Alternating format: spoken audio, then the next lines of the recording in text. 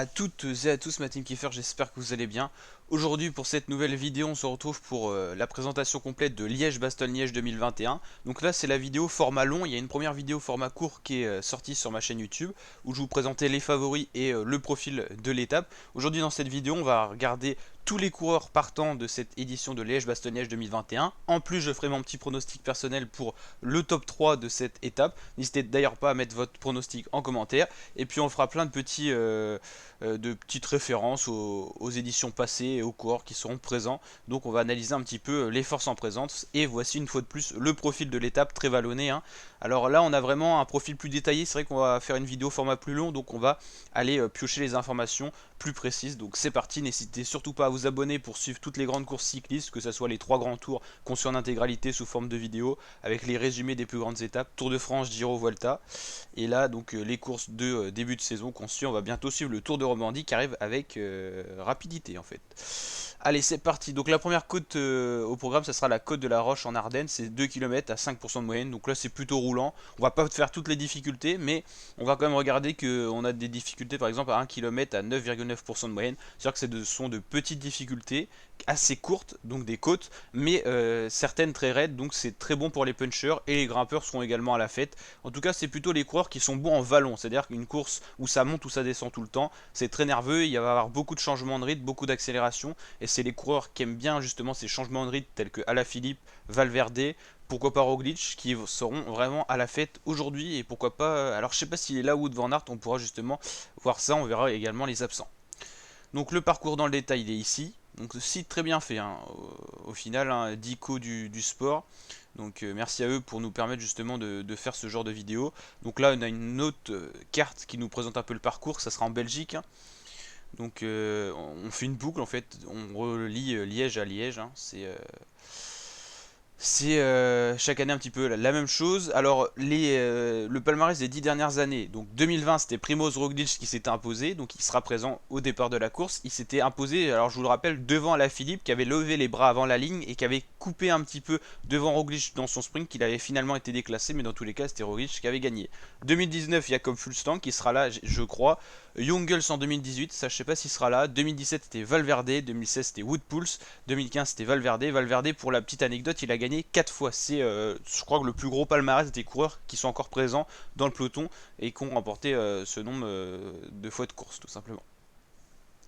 Et on a des coureurs qui sont plus là, hein, déjà dans le peloton professionnel, Igliski ou encore Simon Gerrans qui sont déjà à la retraite, si je dis pas de bêtises. La liste des gens engagés, donc là c'est plutôt sympa, c'est la liste journal qu'on peut voir quand on allait voir les courses cyclisme dans les années passées, dans les années 2010. Ils donnaient encore des carnets de bord comme ça pour que les gens puissent supporter leurs coureurs. Alors c'est vrai qu'on n'a pas trop d'informations sur la Bora Hansgrohe, on en parlera tout à l'heure, il n'y a pas eu les numéros forcément, et donc c'est parti. Alors là, Jumbo Visma, on a Roglic qui sera le gros favori de cette équipe. On aura également d'autres coureurs qui pourront l'épauler en montagne, Robert Gesing ou Sam Omen. UAE, on a Tadej Pogacar, mais on a aussi Rui Costa qui pourra jouer sa carte, et surtout Marc Hirschi. Très très bon Marc Hirschi.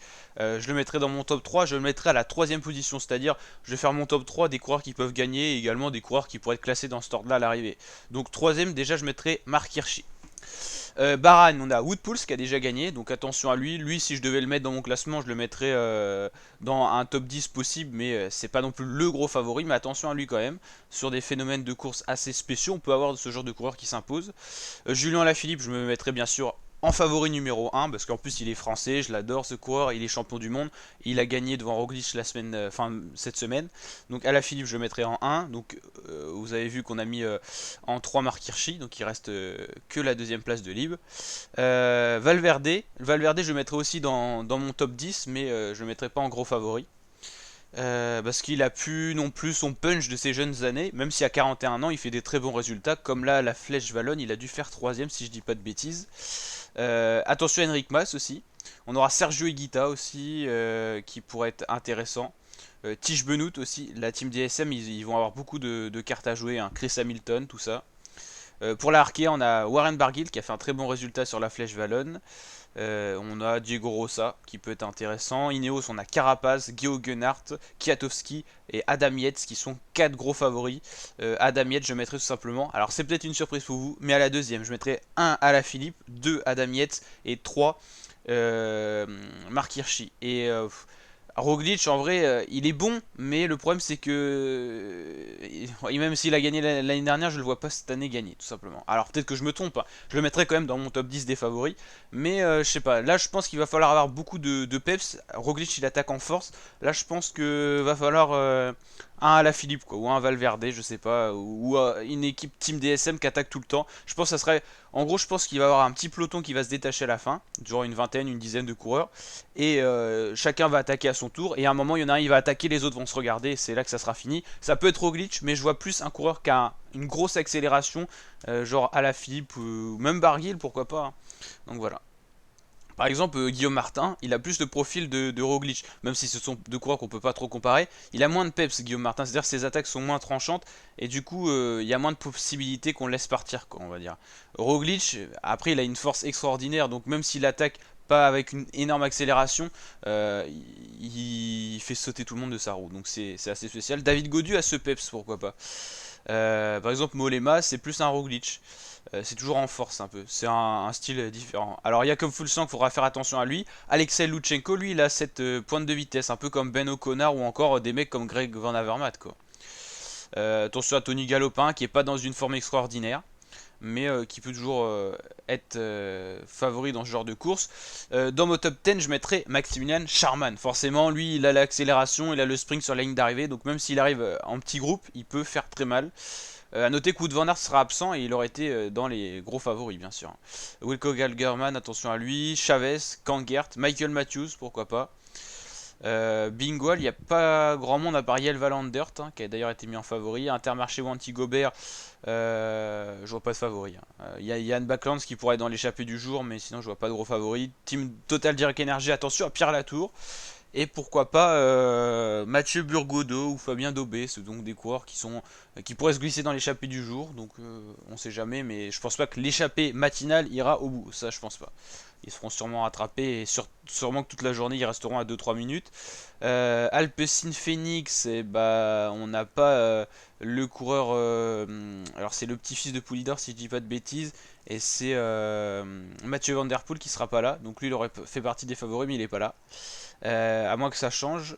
Gazprom, on a Zakharin, mais il a pas de gros peps. Kreuziger, il est un peu sur sa fin de carrière, donc je vois pas de gros favoris à part ces gros noms là pour l'équipe russe. Lotto Soudal, attention à Tim Wellens, c'est le puncher par excellence, ou encore Philippe Gilbert qui a déjà gagné cette course. Thomas Marcinski, on n'en parle pas beaucoup, mais attention à ce coureur. Et Kubeka Assos, on a Pozzo Vivo, Sergio Henao, Fabio Aru. Bien sûr, on a aussi Shane Bennett. Ce sont 4 coureurs qui sont pas sur leur meilleur moment de carrière, mais attention à eux, ce sont des gros noms du cyclisme. Après, Shane Bennett, il est plus sur son début de carrière, lui, mais il n'a pas encore explosé, on va dire, par rapport à ses qualités qu'il a. Et Sport Vlaanderen Baloise, là, je vous avoue que je ne connais pas trop les coureurs, donc je ne mettrai pas de favoris dans cette équipe. Donc voilà, la team, et on voit ça doit être l'image de... Ah bah non, c'était Liège, c'était la Flèche Wallonne, donc ça c'était une photo toute récente, voilà. Donc n'hésitez pas à mettre votre favori en commentaire de cette vidéo, à liker si ça vous a plu, à vous abonner, et ça sera à suivre à 15 h en direct, je crois, sur France 3 et France 2 après, et Eurosport c'est à partir de 13 h je crois, donc ça sera l'intégralité de l'étape. N'hésitez pas à liker, partager, vous abonner. Ciao mes fratés.